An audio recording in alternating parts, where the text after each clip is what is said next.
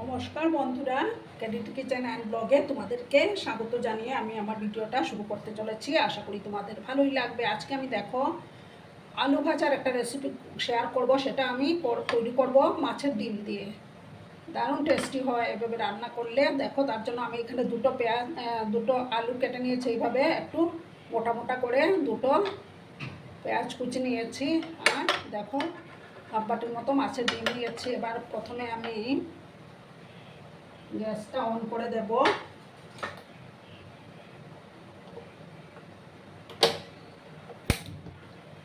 দেখো, আমি একটা অন্য ওভেনের মধ্যে কড়ার মধ্যে জল গরম বসিয়েছিলাম, সেটা ফুটে গেছে।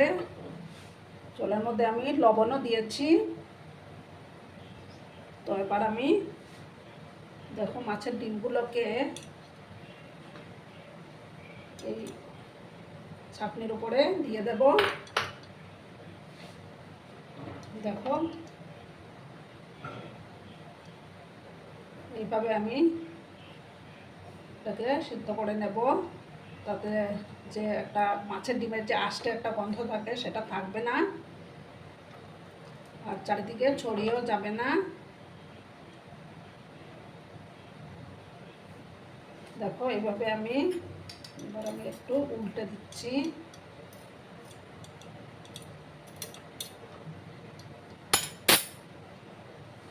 এইভাবে আমি একটু সিদ্ধ করে নেব।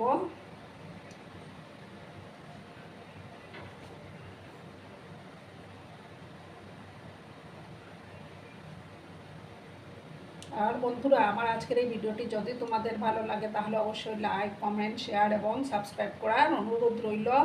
পুরনো নতুন সব বন্ধুদের জানাই অনেক অনেক ভালোবাসা। আর যেসব নতুন বন্ধুরা আজকে ফার্স্ট টাইম আমার চ্যানেলে ভিজিট করছো এবং আমার চ্যানেলটিকে এখন অবধি সাবস্ক্রাইব করোনি, তারা পাশে থাকা বেল আইকনটি অল করে রেখে দিও, যাতে করে আমার ভিডিও ছাড়ার সাথে সাথে নোটিফিকেশন তোমাদের কাছে পৌঁছে যায়। দেখো, আমি এইভাবে একটু সেদ্ধ করে নেব। ঠিক আছে বন্ধুরা। দেখো বন্ধুরা, এবার আমি এটা নামিয়ে নেব। কড়াইটা আমি সরিয়ে নিলাম।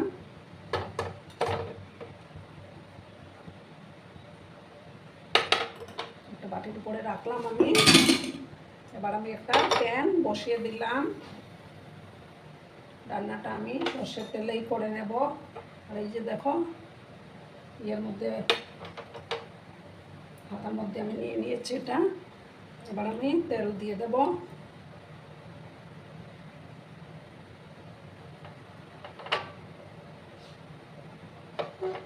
আমি সর্ষের তেলেই কিন্তু রান্নাটা করে নেব বন্ধুরা। তেলটাকে ভালো করে প্রথমে গরম করে নেব। বন্ধুরা, তেলটা গরম হয়ে গেছে। এবার আমি কয়েক কোয়া রসুন কুচি দিয়ে দেব।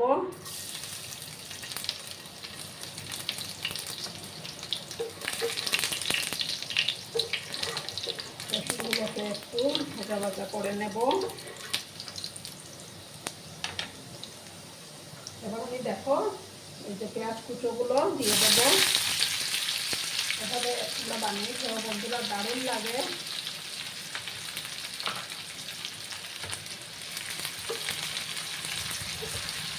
এবার ভালো করে আমি মিক্স করে নিলাম।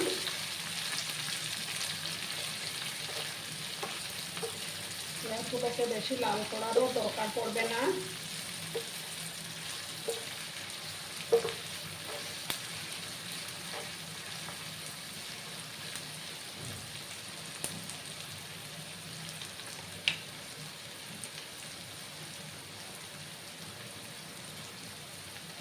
একটু সময় আমি ভেজে নিচ্ছি আলুগুলোকে, পেঁয়াজগুলোকে।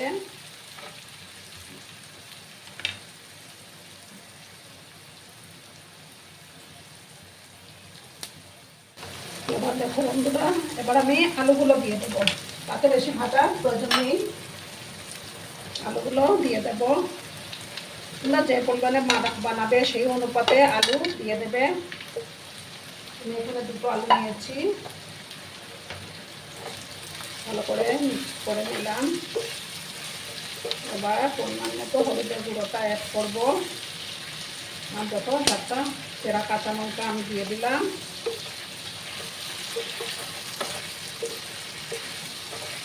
আমরা তো আলুর বিভিন্ন রকমের রেসিপি খেয়ে থাকি, তো এইভাবে একবার বানিয়েছো বন্ধুরা, দারুণ লাগবে খেতে।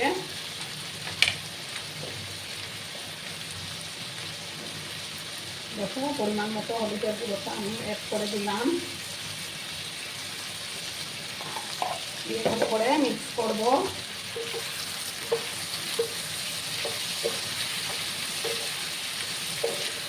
একসাথে ভালো করে পেঁয়াজ আলু ভাজা ভাজা করে নেব আমি।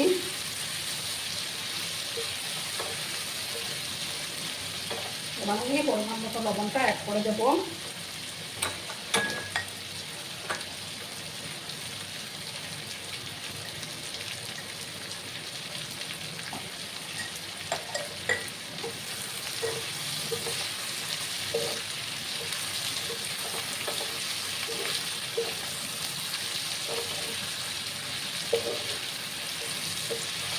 দেখো আবার ভালো করে আমি মিক্স করলাম। এবার আমি এটাকে একটু ঢাকা চাপা দেব, ঢাকা চাপা দিয়ে রাখবো প্রথমে 2 মিনিট। এবার আমি ঢাকাটা সরিয়ে দিলাম, আবার আমি নাড়াচাড়া করলাম। এবার আমি মাছের ডিমগুলো দিয়ে দেবো।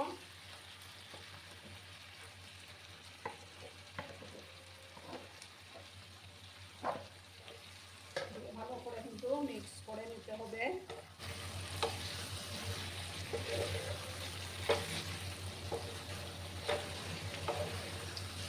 এটা কিন্তু সেই লেভেলের হয় বন্ধুরা, দুর্দান্ত হয়। ভালো করে আমি মিক্স করলাম, ভালো করে কিন্তু আবার আমি এটাকে কষিয়ে নেব।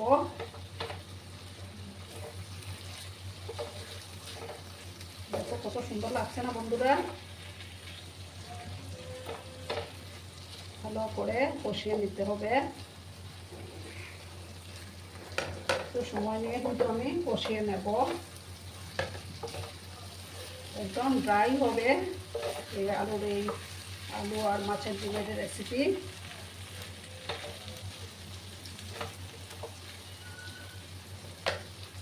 গ্যাসের আঁচটাকে কমিয়ে আমি এটাকে রান্না করে নেব বন্ধুরা।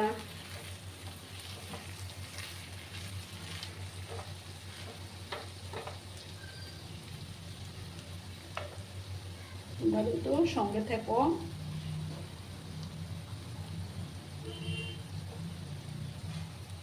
দেখো বন্ধুরা আবার আমি নাড়াচাড়া করে দিলাম, মাঝে মাঝে আমি নাড়াচাড়া করে দিচ্ছিলাম।